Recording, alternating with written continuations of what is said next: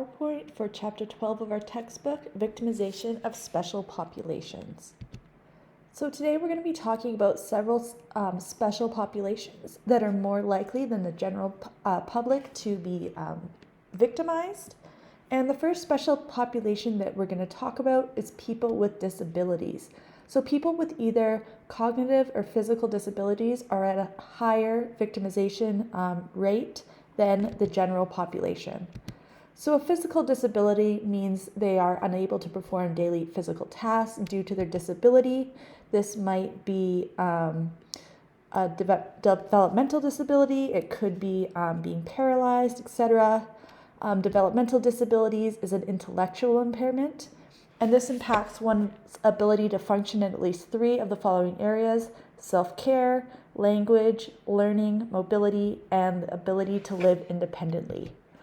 So this includes autism spectrum disorders, cerebral palsy, and learning disabilities as well. So this manifests before the age of 22 and is long-lasting. Okay, so the NCVS only recently, in 2016, began asking disability status. Before that, they did not ask in their survey whether someone had a disability, so we don't really know the full extent. This is sort of just an estimation by people with disabilities in the population. But those who do have a disability are much higher risk of being victimized. So for example, violent victimization rate for those with disabilities is 4 times higher than those without. So huge risk there. People with disabilities make up about 12% of the general population, but 26% of violent crime victims. Those with cognitive disabilities had higher victimization rates than those with physical disabilities. Okay, so women with disabilities are more likely to be victimized than males with disabilities. There really isn't any race or ethnicity differences at all, and the highest risk age bracket is those between the age of 12 and 15, and this is for violent victimization. For those over 65, it doesn't really, there really makes no difference in whether someone is disabled or not for whether or not they're going to be victimized.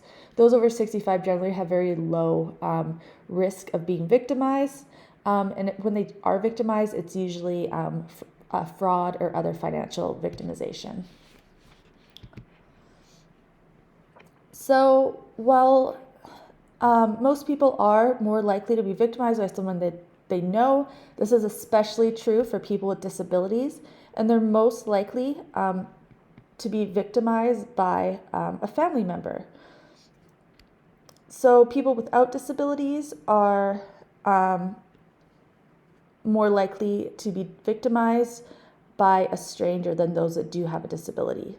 There's about similar rates for intimate partner violence. So those that do have a disability are much less likely to report being victimized than those without, and only 19% of sexual assaults were reported to police by disabled individuals, so huge dark figure there. And it's more likely that another family member is going to report victimization for disabled individuals than non-disabled individuals. Okay, so now for a little bit about youth with disabilities. They're at high risk because they're less able to protect themselves because of their smaller stature and their disability as well. Often caretakers are frustrated, they're stressed about the extra care that they might need, and they lash out and take it out on the victim. They're 4 to 10 times more likely to be victims of sexual abuse, so huge risk factor there for sexual abuse. This is Terrence Adams, a little boy. He has some physical disabilities. He's partially blind and he had a heart defect. And he was actually murdered by a babysitter who was a friend of the parents, got frustrated taking care of him and lashed out and ended up murdering poor little Terrence. They're also more likely to be bullied at school. Those with autism spectrum disorders are 3 times more likely to be bullied. So this is Izzy Tichenor. She's 10 years old. She was on the autism spectrum, and she was bullied by kids at her school for race and disability. She was also even treated very poorly by her teachers as well. And she ended up taking her own life at the age of 10 as a result of her bullying. So some factors that contribute to a higher victimization risk for those with disabilities: devaluation and negative stereotypes. Some may view those with disabilities as less than those who do not have disabilities. They may think that they're an easy target. They are presumed to have a lack of credibility. So then again, an easy target, they figure that they either aren't going to understand what's going on, or they're not going to report their victimization. They might feel that they're going to be, viewed with skepticism while they're reporting. Often they're able to be isolated and segregated, and a lack of monitoring. Maybe they really don't have anyone looking out for their best interests in mind. So the motivation oftentimes is financial as well. So this is a pastor and his wife in Georgia. They kind of set up this at-home care group for individuals with disabilities under the guise of, it's a church-based group operating in our home. We're going to take care of these people. And really they just, scammed them and stole their bank statements and their disability benefits. And they were charged with false imprisonment and convicted. So one way to explain the heightened risk that people with disabilities may face is the dependency stress model. So caretakers are often overwhelmed when they're caring for someone with a disability, and therefore, they might be stressed, they might lash out and mistreat them. So this is Jordan Brooks. He had cerebral palsy, 17 years old.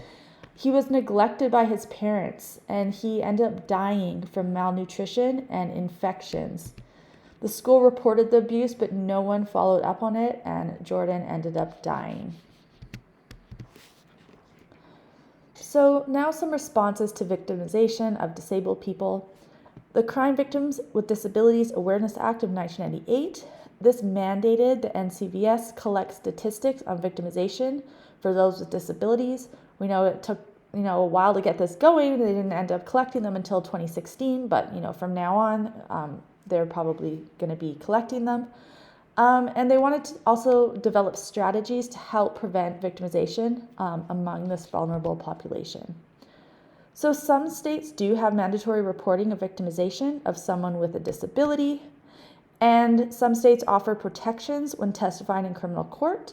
So they might have a liaison to go with them that has their best interests in mind. They may use, two-way mirrors or videotaped testimony like they do with children. Okay, so now we're going to talk about the victimization of persons with mental illnesses. So a mental illness is an impaired reality testing, disorganized thought process, impulsivity, poor planning, and poor problem solving. And to have a mental illness, taking psychoactive medications for 2 years or more, or hospitalized for psychiatric reasons. So there's two categories. First is any mental illness. So this is a mental, behavioral, emotional disorder. Two of the most common ones are depression and anxiety. And then serious mental illness. This is a mental, behavior, or emotional disorder resulting in serious functional impairment. So often these people suffer episodes of psychosis. And about 1 in 5 people in the U.S. have any mental illness. So like I said, depression and anxiety are two of the most common ones. OCD, a form of anxiety, PTSD. And then serious mental illness, much less common at 1 in 25. So we did see an increase slightly from 2019 to 2020. It is probably due to the mental health effects of the COVID pandemic. So comorbidity is common as well. So this is having more than one diagnosis. So people that are diagnosed with depression also suffer a lot of the time from anxiety as well. So unlike disabilities, the NCVS does not measure mental illness. And the estimates really vary depending on the crime type, the mental health diagnosis, and even the sample that is used. So mentally ill individuals are more likely to be victimized, much like those with disabilities, and serious mental illness has a very high risk of being violently victimized. So this one study found that they were 11.8 times more likely than the general population to be violently victimized. Another study found that 50% of mentally ill females experience physical victimization, so a very, very high risk of physical victimization. Okay, so one of the sort of hot topic issues right now is law enforcement use of force, and about 1.8 individuals that are killed by law enforcement have a severe mental illness. So this is Mohammed Ba. He attacked 2 officers. I believe he was experienced psychosis at the time, responding to a call of Ba acting erratically in his own apartment, and he was shot and killed by officers. So this led for some calls for changes in the way police officers deal with the mentally ill. So instead of sending police officers on their own to a mental health call, people are advocating to have mental health professionals go along with the police officers in order to best serve these individuals and hopefully reduce the chances that they're going to be victimized.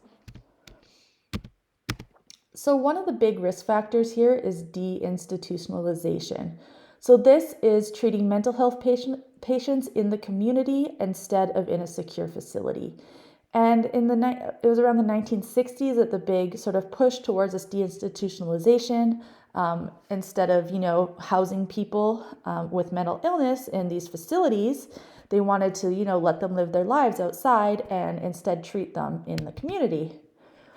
So those with mental illness have much higher rates of homelessness than the general population and substance use, which may make them more vulnerable to victimization.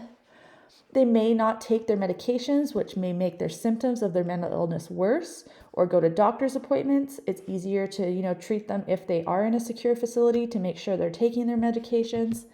And they also often have a lack of guardianship, so they might be less likely to protect themselves, and people might see them as an easy target. So people with mental illness that are victimized are much less likely to report their victimization to the police. They're probably going to be scared that they're not going to be believed. They also might really not know where to go.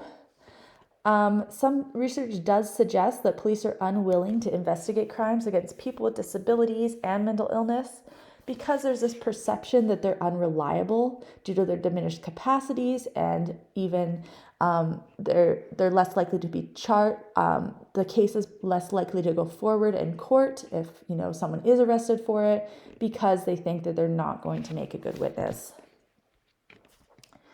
People with disabilities and mental illness tend to not trust the criminal justice system. Often they've had really bad experiences, and they're just not going to go to the criminal justice system for assistance if they do happen to be victimized. They also might have difficulties even filing a police report. So the mentally ill are less likely to have their victims' rights upheld, less likely, especially if they're homeless or transient, to receive notifications about their case, less likely to receive any sort of compensation for what happened to them.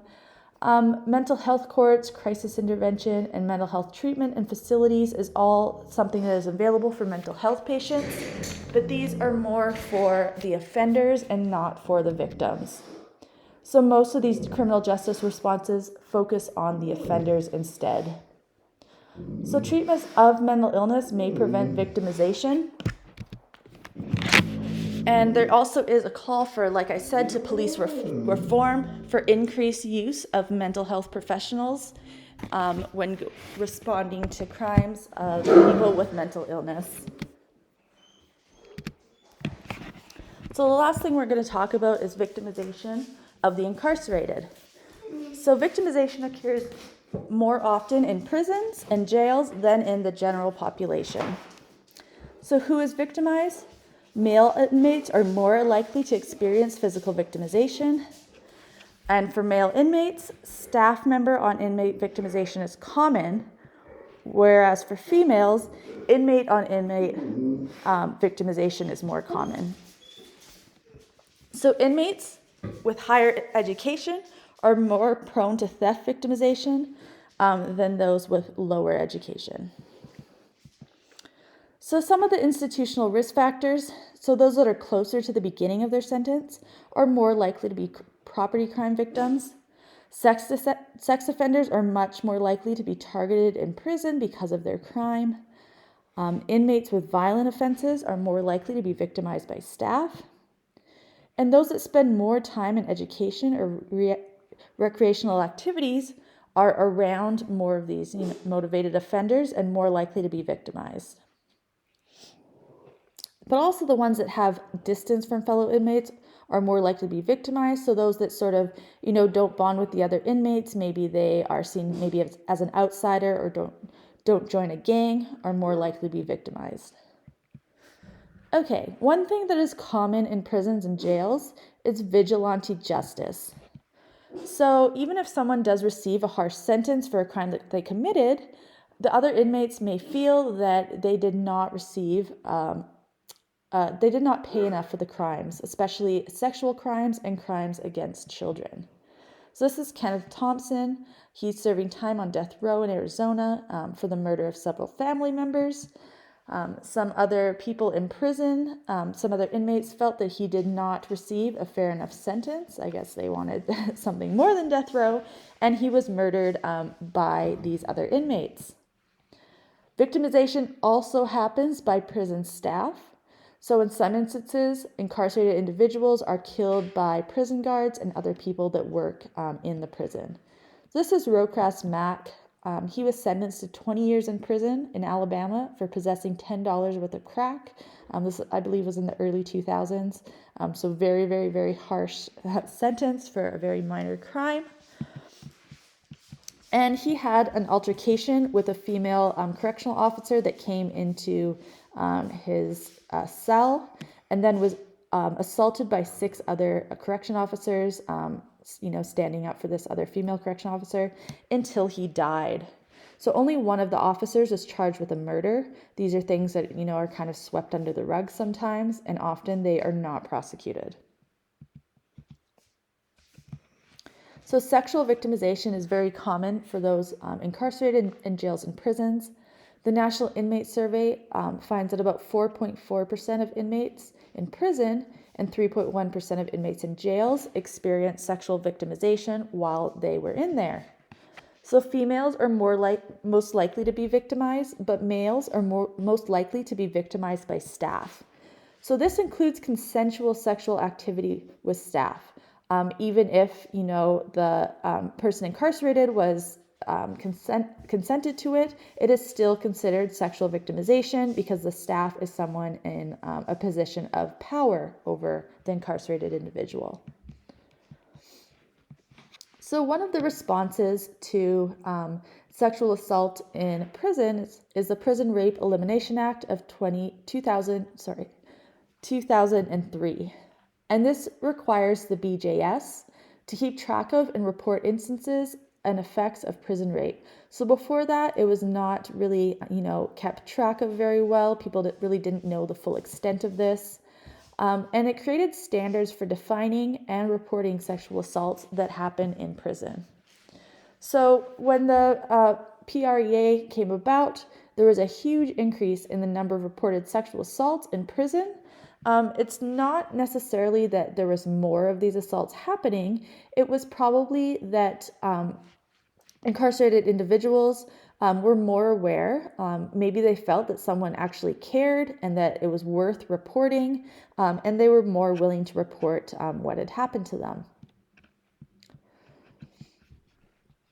So the PREA found that more incidents were perpetrated by other inmates rather than staff.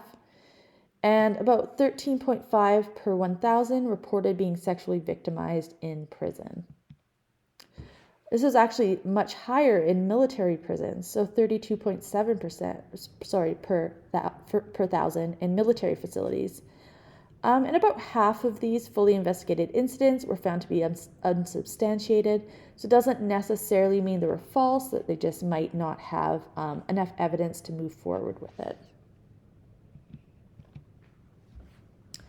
So the National Survey of Youth in Custody is another survey that is done to figure out how much victimization is going on in prison. So youth are much more likely than adults to be sexually victimized in prison, and often the perpetrator is a female staff member. So about 89% increase in reported cases from 2013 to 2018. Again, people were suddenly aware that people cared about this and wanted to report, not necessarily that there was more of these behaviors going on in the prisons. So about 48% were unsubstantiated, not enough evidence, and 51 were unfounded. So it was found that these incidents did not happen at all, and it was just that these incarcerated juveniles were just making things up. Okay, so some of the responses to sexual victimization in prison. The first is individual response. So some, especially if they know that they're going to be targeted, if they have committed a sex crime, if they've committed a crime against a child, will ask to be put in segregation. They do not want to be put in the general population. They wanted to be segregated and protected. And if that's not possible, often they will make a shank for protection, so sort of a makeshift knife. For institutional response, officials can't, turn a blind eye to this and act with deliberate indifference. They can get in trouble for, failing to take reasonable measures to protect incarcerated individuals from victimization. One way that people that work in correctional facilities can help do this is by classification. So placing inmates in appropriate facilities. So if someone is at very, very high risk of being victimized, maybe it's best that they are segregated. You don't want, a child, someone who committed a child sex crime to, be in the same cell with a gang member. Probably not a good idea. So matching inmates to the characteristics is something that can help reduce victimization for incarcerated individuals. Another way is to restrict movement, so reduce prisoner interaction. Maybe have certain groups, certain crime types go into the chow hall at the same time or to recreation at the same time. Conjugal visits. This is when married inmates spend time with their partners.